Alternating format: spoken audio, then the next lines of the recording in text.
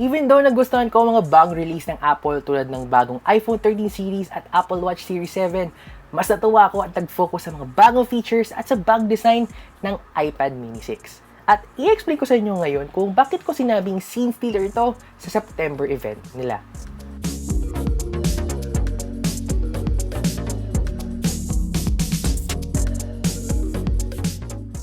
Hey guys, James here and this is Tech MNO. So every year, lahat ng mga content creators worldwide, kasama na ako dun, ay parating excited pagpatak ng buwan ng September.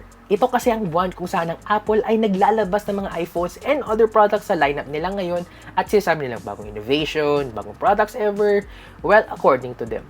And for this year, it's no different.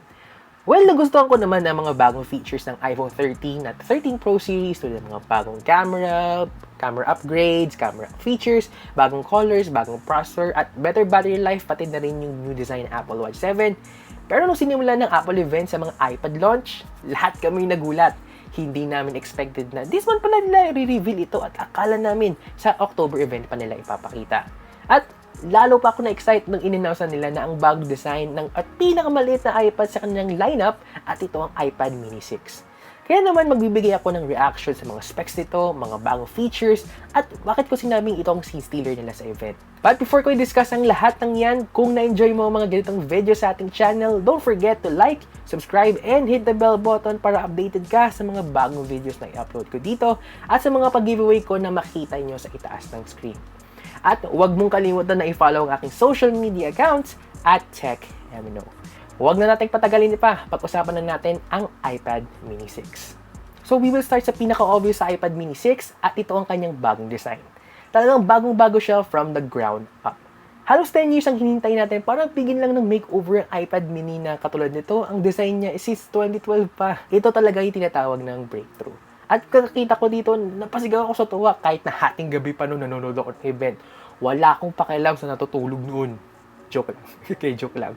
So katulad na siya mga big brothers niya ng iPad Air 4 at iPad Pro na symmetrical ang design niya at wala ng forehead and chin.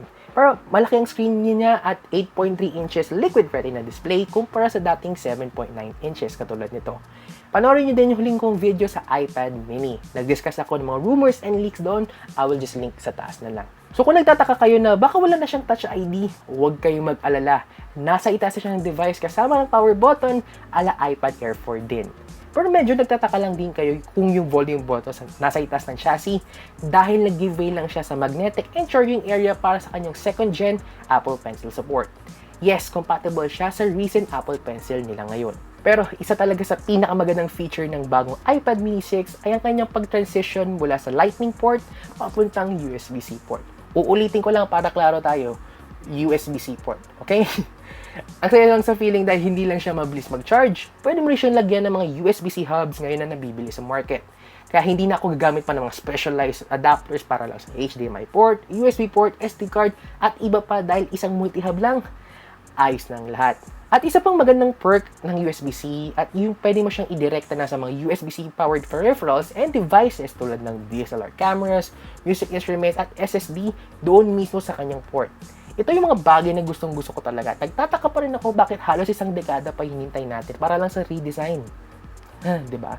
Okay, pag-usapan naman natin ang kanyang display. Ang kanyang display has the same features katulad lang naman ng previous iPad mini 5. May P3 wide color gamut, 500 nits max brightness, at fully laminated, anti-reflective at fingerprint-resistant coating na may True Tone display. Pero mas bago sa kanya, syempre yung resolution. 2266 by 1488 na siya with the same 326 ppi. In short, mag-enjoy ka pa rin sa kanyang display na accurate ang kulay at vibrant pa rin kahit na direct sunlight mo pa siya ilagay. At bagay pa rin ito sa mga illustrators, photographers, at mga video editors katulad ko na gumagamit ng iPad mini pang-edit through LumaFusion. And speaking sa pang-edit, dana tayo sa performance niya. Ang iPad mini 6 ay pareho ng processor sa mga bagong-bagong iPhone 13 series at ito ang A15 Bionic chip with Neural Engine. 6-core processor pa rin siya na kumpara sa previous iPad mini 5, 40% increase sa kanyang CPU performance at 80% naman sa graphics. Kaya naman walang kahirap-hirap pag naglalaro ka ng games at walang problema din sa pag 4K rendered sa LumaFusion. Isang feature din ng A15 chip ay ang pagkakaroon niya ng 5G data connection kung kukunin mo yung Wi-Fi plus cellular version. Trending ito sa tech world ngayon at nagtatransition na ang buong mundo sa 5G connection kaya na napakaganda nitong feature at sa mga on-the-go users yan, maganda yan. At syempre, meron na rin siyang 16-core neural engine para sa 2 times faster machine learning task. At sa iPadOS 15 na available din out of the box, magiging smooth ang paggamit mo sa kanya dahil sa software and hardware integration na na-perfect na ng Apple ang formula nito through the years, na hindi kayang bitawan ng mga loyal Apple users, which is, naintindihan ko naman yun. Ngayon naman, doon naman tayo sa cameras ni iPad mini 6. Unahin na natin ang rear camera. Meron siyang 12 megapixel ultra-wide camera na may kasamang flash para sa maganda at vibrant na pictures ninyo.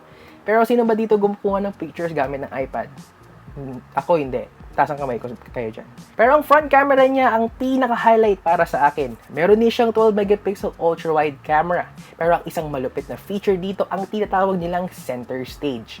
Ito ang feature na susundan ng mukha mo kung saan ka pupunta at either i-zoom in or zoom out ka sa kanyang software and camera integration para ikaw ang focus sa inyong video call.